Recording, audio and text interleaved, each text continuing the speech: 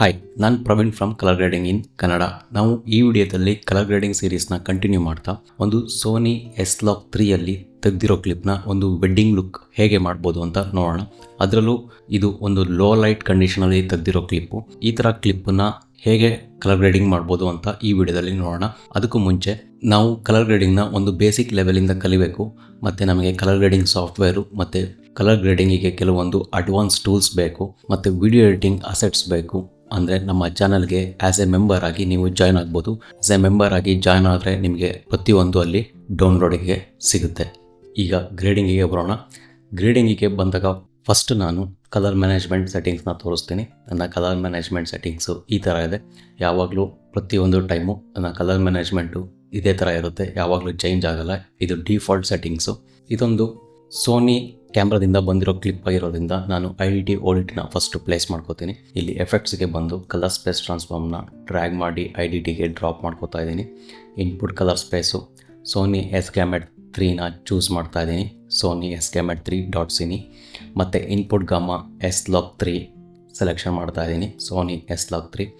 Outer colour space ನಾನಿಲ್ಲಿ DaVinci wide gamut ಮತ್ತು output gamma DaVinci ಇಂಟರ್ಮೀಡಿಯೇಟ್ನ ಚೂಸ್ ಮಾಡ್ಕೋತಾ ಇದ್ದೀನಿ. ನೆಕ್ಸ್ಟು ನಾನು ODT ನೋಡೋದು ಅಷ್ಟೇ. Input colour space DaVinci wide gamut, input gamma DaVinci intermediate, outer colour space Rec 719 ಮತ್ತು ಔಟ್ಪುಟ್ ಗಾಮಾ 2.4ನ ಇಡ್ತಾ ಇದ್ದೀನಿ. ಸೊ ಇಲ್ಲಿಗೆ ನನ್ನ ಕ್ಲಿಪ್ಪಿಂದು ಕಲರ್ ಕನ್ವರ್ಷನ್ನು ಕಂಪ್ಲೀಟಾಗಿ ಮುಗಿದಿದೆ. ನೆಕ್ಸ್ಟು ಕಲರ್ ಕನ್ವರ್ಷನ್ ಆದಮೇಲೆ ನಾವು ಪ್ರತಿ ವೀಡಿಯೋದಲ್ಲೂ ನೋಡಿದ್ವಿ, ಇಮೇಜ್ನ ಬ್ಯಾಲೆನ್ಸಿಂಗ್ ಮಾಡ್ಕೋತಾ ಇದ್ವಿ. ಎಕ್ಸ್ಪೋಜರು ಮತ್ತು ಕಲರ್ ಬ್ಯಾಲೆನ್ಸು, ಕಾಂಟ್ರಾಸ್ಟು, ಸ್ಯಾಚುರೇಷನ್ನು. ಈ ವಿಡಿಯೋದಲ್ಲಿ ಸ್ವಲ್ಪ ಚೇಂಜ್ ಮಾಡಿ ಫಸ್ಟು ಲುಕ್ನ ಅಪ್ಲೈ ಮಾಡ್ಕೊಳ್ಳೋಣ, ಆಮೇಲೆ ಎಕ್ಸ್ಪೋಜರು ಮತ್ತು ಕಾಂಟ್ರಾಸ್ಟು ಯಾವ ಥರ ಬ್ಯಾಲೆನ್ಸ್ ಮಾಡ್ಬೋದು ಅಂತ ನೋಡೋಣ. ಫಸ್ಟು ಲುಕ್ನ ಅಪ್ಲೈ ಮಾಡೋಕ್ಕೆ ನಾನೊಂದು ಲಟ್ನ ಯೂಸ್ ಮಾಡ್ತಾ ಇದ್ದೀನಿ, ಒಂದು Rec 719 ಲಟ್ಟು. ಇದು ಸಹ ನಿಮಗೆ ಡೌನ್ಲೋಡ್ಗೆ ಸಿಗುತ್ತೆ ಮತ್ತು ಈ ವಿಡಿಯೋದು ಪವರ್ ಗ್ರೇಡ್ ಸಹ ಡೌನ್ಲೋಡ್ಗೆ ಸಿಗುತ್ತೆ. ನೀವು ನಮ್ಮ ಚಾನಲ್ಗೆ ಮೆಂಬರ್ ಆಗಿರಬೇಕು. ಇಲ್ಲಿ ಲಟ್ನ ಅಪ್ಲೈ ಮಾಡೋಕ್ಕೆ ನಾನಿಲ್ಲಿ ನನ್ನ ಲಟ್ ಫೋಲ್ಡರ್ಗೆ ಬಂದು ಒಂದು ಟೀಲ್ ಆ್ಯಂಡ್ ಆರೆಂಜ್ ಕಾಂಪ್ ಅಂತ ಒಂದು ಲಟ್ ಇದೆ, ಇದನ್ನು ಅಪ್ಲೈ ಮಾಡ್ಕೊತಾ ಇದ್ದೀನಿ. ಸೊ ನೀವು ನೋಡ್ತಾ ಇರ್ಬೋದು ಲಟ್ ಅಪ್ಲೈ ಆಗಿದೆ. ನಾವು ಸ್ಕೋಪ್ಸಲ್ಲಿ ನೋಡ್ತಾ ಇರ್ಬೋದು, ನೀವು ನೋಡ್ತಾ ಇರ್ಬೋದು ಲಟ್ ಅಪ್ಲೈ ಆದಮೇಲೆ ನಮ್ಮ ಇಮೇಜು ಆ ಥರ ಏನು ಮೇಜರ್ ಕಲರ್ ಡಿಫ್ರೆನ್ಸ್ ತೋರಿಸ್ತಾ ಇಲ್ಲ. ಸೊ ಇಲ್ಲಿ ನಮಗೆ ಒಂದು ಮೈನರ್ ಬ್ಯಾಲೆನ್ಸ್ ಅಡ್ಜಸ್ಟ್ಮೆಂಟ್ ಮಾಡ್ಕೊಳ್ಳೋಕ್ಕೆ ಬರುತ್ತೆ. ಫಸ್ಟ್ ನಾನು ಎಕ್ಸ್ಪೋಜರ್ನ ಅಡ್ಜಸ್ಟ್ಮೆಂಟ್ ಮಾಡೋಕ್ಕೆ ನಾನಿಲ್ಲಿ ಎಕ್ಸ್ಪೋಜರ್ ನೋಡಿಗೆ ಬಂದು ನಾನು HDR ವೀಲ್ಸ್ಗೆ ಬರ್ತಾ ಇದ್ದೀನಿ. HDR ವೀಲ್ಸಲ್ಲಿ ಬಂದು ನಾನು ಒಂದು 0.02 ಅಷ್ಟು ಎಕ್ಸ್ಪೋಜರ್ನ ಇನ್ಕ್ರೀಸ್ ಮಾಡ್ಕೋತಾ ಇದ್ದೀನಿ. ನೋಡ್ತಾ ಇರ್ಬೋದು, ಇದು ಬಿಫೋರ್, ಇದು ಆಫ್ಟರು. ಸ್ವಲ್ಪ ಎಕ್ಸ್ಪೋಜರ್ನ ಅಡ್ಜಸ್ಟ್ಮೆಂಟ್ ಮಾಡಿದ್ದೀನಿ. ಇಲ್ಲಿ ನಾನು ಕಾಂಟ್ರಾಸ್ಟು ಮತ್ತು ಸ್ಯಾಚುರೇಷನ್ನು ಎರಡೂ ಅಡ್ಜಸ್ಟ್ಮೆಂಟ್ ಮಾಡ್ತಿಲ್ಲ, ಯಾಕಂದರೆ ನಮ್ಮ ಇಮೇಜಲ್ಲಿ ನೀವು ನೋಡ್ತಾ ಇರ್ಬೋದು ಲೋ ಲೈಟ್ ಫುಟೇಜ್ ಆಗಿರೋದ್ರಿಂದ ಸ್ವಲ್ಪ ಜಾಸ್ತಿನೇ ಕಾಂಟ್ರಾಸ್ಟ್ ಇದೆ ಮತ್ತು ಸ್ಯಾಚುರೇಷನ್ ಸಹ ಅಷ್ಟೇ, ಸ್ವಲ್ಪ ಜಾಸ್ತಿನೇ ಸ್ಯಾಚುರೇಷನ್ ಇದೆ. ನಾವು ಗ್ರೇಡಿಂಗ್ ಮುಗಿಸಿ ಬೇಕಿದ್ರೆ ಲಾಸ್ಟಲ್ಲಿ ಓವರಾಲ್ ಕಾಂಟ್ರಾಸ್ಟು ಮತ್ತು ಸ್ಯಾಚುರೇಷನ್ನ ಅಡ್ಜಸ್ಟ್ಮೆಂಟ್ ಮಾಡ್ಕೋಬೋದು. ಸೊ ನೆಕ್ಸ್ಟು ನಾನು ಬ್ಯಾಲೆನ್ಸ್ ನೋಡಿಗೆ ಬರ್ತಾ ಇದ್ದೀನಿ. ನೀವು ಇಲ್ಲಿ ಅಬ್ಸರ್ವ್ ಮಾಡ್ತಾ ಇರ್ಬೋದು ನನ್ನ ಇಮೇಜಲ್ಲಿ ಕಲರ್ ಟೋನ್ ಎಲ್ಲ ಸೇಮ್ ಇದೆ, ಒಂದು ಸ್ಪ್ಲಿಟ್ ಟೋನಿಂಗ್ ಏನಿಲ್ಲ, ಅಂದರೆ ಸಿಂಗಲ್ ಕಲರ್ ಇದೆ. ಆದಷ್ಟು ಇದನ್ನು ಬ್ಯಾಲೆನ್ಸಿಂಗ್ ಮಾಡಿಕೊಂಡು ಒಂದು ಸ್ಪ್ಲಿಟ್ ಟೋನಿಂಗ್ ತೊಗೊಬರೋಕ್ಕೆ ನೋಡೋಣ. ಸೊ ನಾನಿಲ್ಲಿ ಬ್ಯಾಲೆನ್ಸ್ ಮಾಡೋಕ್ಕೆ ಬ್ಯಾಲೆನ್ಸ್ ನೋಡಿಗೆ ಬಂದು ಪ್ರೈಮರಿ ಕಲರ್ ವೀಲ್ಸ್ಗೆ ಬರ್ತಾ ಇದ್ದೀನಿ. ಇಲ್ಲಿ ಬಂದು ನಾನು ಲಿಫ್ಟಲ್ಲಿ ಒಂದು ಅಡ್ಜಸ್ಟ್ಮೆಂಟ್ ಮಾಡ್ತಾ ಇದ್ದೀನಿ, ಅಂದರೆ ಲಿಫ್ಟಲ್ಲಿ ಶಾಡೋಸ್ ಪಾರ್ಟಿಗೆ ನಾನೊಂದು ಸ್ವಲ್ಪ ಬ್ಲೂ ಕಲರ್ನ ಆ್ಯಡ್ ಮಾಡ್ತಾ ಇದ್ದೀನಿ. ಇಲ್ಲಿ ಬಂದು ಲಿಫ್ಟಲ್ಲಿ ನಾನು ಈ ಡಾಟ್ನ ಯೂಸ್ ಮಾಡ್ತಾ ಇಲ್ಲ, ಬಾಟಮಲ್ಲಿರೋ ನಂಬರ್ಸ್ನ ಯೂಸ್ ಮಾಡ್ತಾ ಇದ್ದೀನಿ. ಇಲ್ಲಿ ಬಂದು ಒಂದು 0.3 ಅಷ್ಟು ನಾನು ಬ್ಲೂ ಕಲರ್ನ ಆ್ಯಡ್ ಮಾಡ್ತಾ ಇದ್ದೀನಿ, ಒಂದು 0.03 ಅಷ್ಟು, ಜಾಸ್ತಿ ಅಲ್ಲ.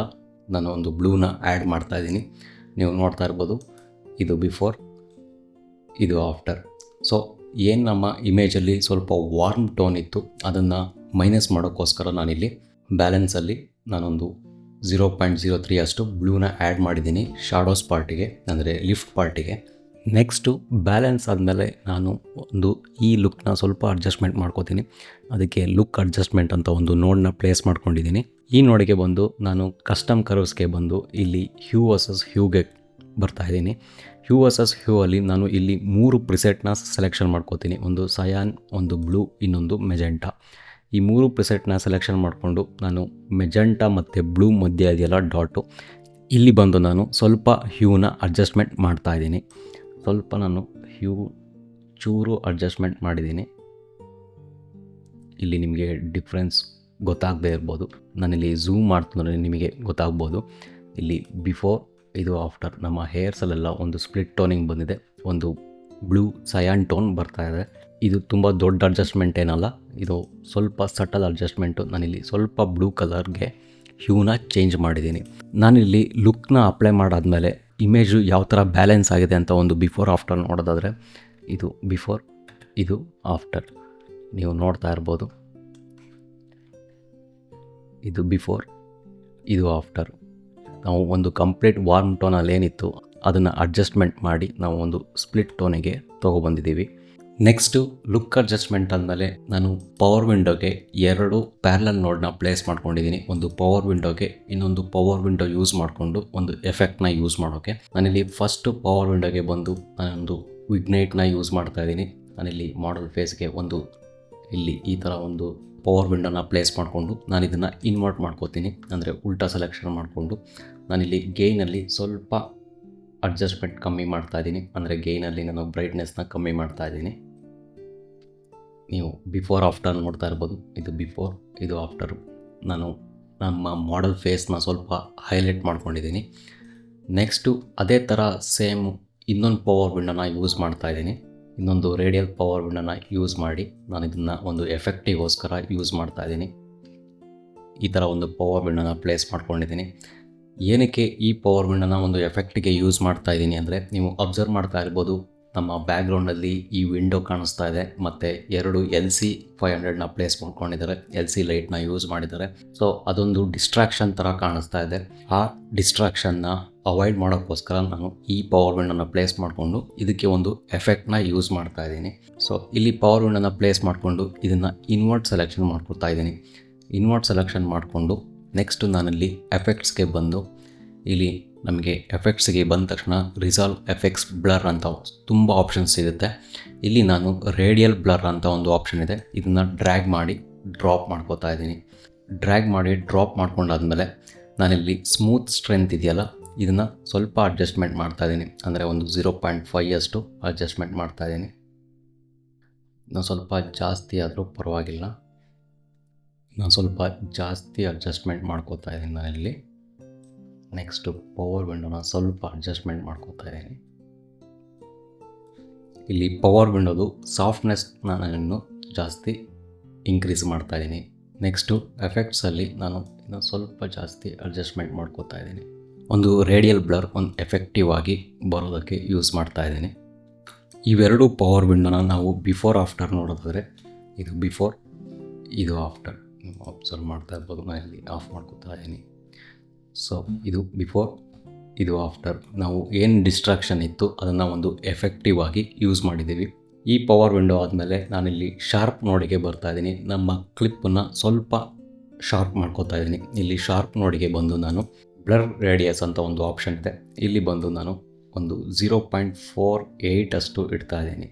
ಇದು ತುಂಬ ಸೆನ್ಸಿಟಿವ್ ಇರುತ್ತೆ, ಅಂದರೆ ಒಂದು 0.48 ಇಲ್ಲ 0.49 ಅಷ್ಟು ನಾನು ಶಾರ್ಪ್ನೆಸ್ ಇಟ್ಟಿದ್ದೀನಿ. ನೆಕ್ಸ್ಟು ಶಾರ್ಪ್ ನೋಡಾದಮೇಲೆ ನಾನು ಗ್ಲೋಬ್ ನೋಡಿಗೆ ಬರ್ತಾ ಇದ್ದೀನಿ. ಅಂದರೆ ಗ್ಲೋಬ್ ನೋಡಲ್ಲಿ ನಾನು ಓವರಾಲ್ ಇಮೇಜ್ನ ಯಾವ ಥರ ಅಡ್ಜಸ್ಟ್ಮೆಂಟ್ ಮಾಡ್ಕೋಬೋದು ಅಂತ ನೋಡೋಣ. ಒಂದು ಗ್ಲೋಬಲ್ ಅಡ್ಜಸ್ಟ್ಮೆಂಟ್ ನೋಡಿಗೆ ಬಂದು ನಾನಿಲ್ಲಿ HDR ವೀಲ್ಸ್ಗೆ ಬಂದು ನಾನು ಸ್ವಲ್ಪ ಎಕ್ಸ್ಪೋಜರ್ನ ಇನ್ನೊಂಚೂರು ಇನ್ಕ್ರೀಸ್ ಮಾಡ್ತಾ ಇದ್ದೀನಿ. ಒಂದು 0.4 ಅಷ್ಟು ಇನ್ಕ್ರೀಸ್ ಮಾಡ್ತಾ ಇದ್ದೀನಿ. ಮತ್ತು ನಾನು ಇಲ್ಲಿ ಬಂದು ನಾನು ಸ್ವಲ್ಪ ಕಾಂಟ್ರಾಸ್ಟ್ನ ಕಮ್ಮಿ ಮಾಡ್ತಾ ಇದ್ದೀನಿ. ಸ್ವಲ್ಪ ಕಾಂಟ್ರಾಸ್ಟ್ ಕಮ್ಮಿ ಮಾಡಿ ನಾನು ಸ್ವಲ್ಪ ಪಿವಿಟ್ನ ಅಡ್ಜಸ್ಟ್ಮೆಂಟ್ ಮಾಡ್ತಾ ಇದ್ದೀನಿ. ಸೊ ಇದನ್ನು ಬಿಫೋರ್ ಆಫ್ಟರ್ ನೋಡೋದಾದರೆ, ಇದು ಬಿಫೋರ್, ಇದು ಆಫ್ಟರ್. ನಾನು ಗ್ಲೋಬಲ್ ಅಡ್ಜಸ್ಟ್ಮೆಂಟಲ್ಲಿ ಸ್ವಲ್ಪ ಎಕ್ಸ್ಪೋಜರ್ನ ರೈಸ್ ಮಾಡಿ ಸ್ವಲ್ಪ ಕಾಂಟ್ರಾಸ್ಟ್ನ ಕಮ್ಮಿ ಮಾಡಿದ್ದೀನಿ. ನೆಕ್ಸ್ಟು ಲೋ ಲೈಟಲ್ಲಿ ತೆಗ್ದಿರೋ ಫುಟೇಜ್ ಆಗಿರೋದ್ರಿಂದ ನಾವು ಯಾವುದೇ ಥರ ಎಕ್ಸ್ಪೋಸ್ ಮಾಡಿದ್ರೂ ನಮಗೆ ಈ ಕ್ಲಿಪ್ಪಲ್ಲಿ ನಾಯ್ಸ್ ಬಂದೇ ಬರುತ್ತೆ. ಸೊ ನಾನು ಫಸ್ಟಿಗೆ ಒಂದು ನಾಯ್ಸ್ ರಿಡಕ್ಷನ್ನ ನೋಡ್ನ ಹಾಕ್ಕೊಂಡಿದ್ದೆ, ಅಲ್ಲಿ ನಾಯ್ಸ್ ರಿಡಕ್ಷನ್ ಮಾಡ್ತಿಲ್ಲ. ನೀವು ಗ್ರೇಡಿಂಗ್ ಸ್ಟಾರ್ಟ್ ಮಾಡೋಕ್ಕೂ ಮುಂಚೆ ಬೇಕಿದ್ರೆ ನಾಯ್ಸ್ ರಿಡಕ್ಷನ್ ಮಾಡ್ಕೋಬೋದು. ಸೊ ನಾನಿಲ್ಲಿ ನಾಯ್ಸ್ ರಿಡಕ್ಷನ್ಗೆ ಬಂದು ನಾನು ಸ್ವಲ್ಪ ನಾಯ್ಸ್ ರಿಡಕ್ಷನ್ ಮಾಡ್ಕೋತಾ ಇದ್ದೀನಿ. ಇಲ್ಲಿ ಮೋಷನ್ ಎಫೆಕ್ಟ್ಸ್ಗೆ ಬಂದು ಟೆಂಪೊರಲ್ ನಾಯ್ಸ್ ರಿಡಕ್ಷನಲ್ಲಿ 3 frames per second ಚೂಸ್ ಮಾಡಿಕೊಂಡು ನೆಕ್ಸ್ಟು ಇದನ್ನು ಫಾಸ್ಟರಿಂದ ಬೆಟರ್ಗೆ ಚೂಸ್ ಮಾಡ್ತಾ ಇದ್ದೀನಿ. ನೆಕ್ಸ್ಟು ಟೆಂಪೊರಲ್ ಥ್ರೆಶೋಲ್ಡಲ್ಲಿ ನಾನು ಲೂಮಾ ಮತ್ತು ಕ್ರೋಮನ ಒಂದು 10 ಅಷ್ಟು ಅಡ್ಜಸ್ಟ್ಮೆಂಟ್ ಮಾಡ್ತಾ ಇದ್ದೀನಿ. ಎರಡು ಆಪ್ಷನಲ್ಲೂ 10 ಅಷ್ಟು ಅಡ್ಜಸ್ಟ್ಮೆಂಟ್ ಮಾಡಿದ್ದೀನಿ. ಈಗ ನಾಯ್ಸ್ ರಿಡಕ್ಷನ್ ಆಗಿದೆ. ಸೊ ನಾವು ಓವರಾಲ್ ಗ್ರೇಡ್ನ ಬಿಫೋರ್ ಆಫ್ಟರ್ ನೋಡೋದಾದರೆ, ಸೊ ಇದು ಬಿಫೋರ್, ಇದು ಆಫ್ಟರ್.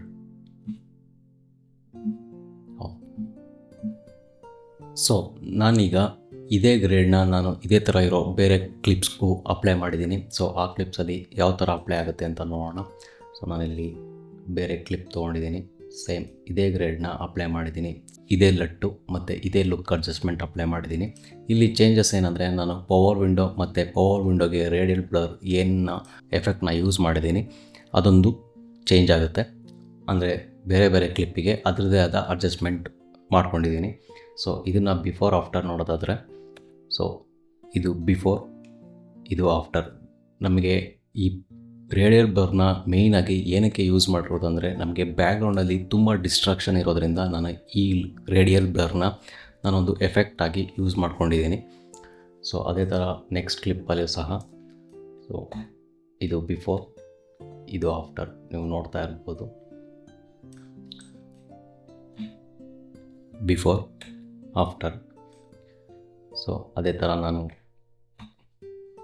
ಇದು ಬಿಫೋರ್, ಇದು ಆಫ್ಟರ್ ನೋಡ್ತಾ ಇದ್ದೀವಲ್ಲ, ಒಂದು ರೇಡಿಯಲ್ ಬ್ಲರು ಯಾವ ಥರ ಎಫೆಕ್ಟ್ನ ಕ್ರಿಯೇಟ್ ಮಾಡ್ತಾ ಇದೆ ಅಂತ. So next